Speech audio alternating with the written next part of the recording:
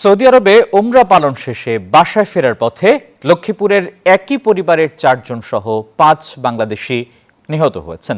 তাদের মৃত্যুতে এলাকায় নেমেছে শোকের ছায়া, বাকরুদ্ধ হয়ে পড়েছেন স্বজনরা।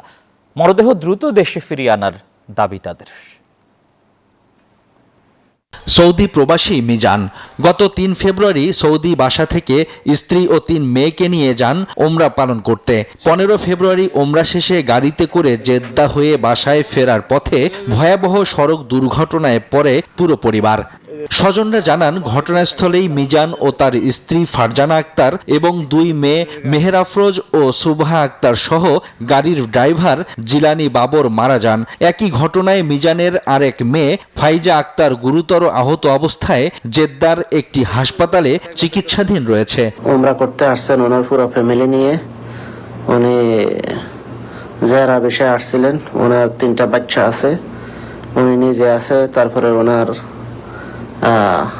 ওনার ফ্যামিলি মোট 5 জন। নিহত সবার বাড়ি লক্ষ্মীপুরের রামগঞ্জ উপজেলার ভাটরা ইউনিয়নে। বিদেশের মাটিতে সড়ক দুর্ঘটনায় 5 জনের মৃত্যুতে এলাকায় চলছে শোকের মাতম। গাড়ি অ্যাক্সিডেন্ট করে মিজানের ফ্যামিলি সহ মিজানের 3 মেয়ে সহ মারা গেছে, আমরা এতটুকু জানি। একবার এক এক রকম খোঁজ খবর পাইতেছি, কি কমো আর কর্তৃপক্ষের কাছে অনুরোধ করিতেছি, আমাদের লাশটা যেন আমাদের মাঝে অতি দ্রুত একটু পৌঁছিয়ে দেয়। মরদেহগুলো দেশে ফিরিয়ে আনতে সব ধরনের সহযোগিতা করার কথা জানিয়েছেন রামগঞ্জ উপজেলা নির্বাহী কর্মকর্তা।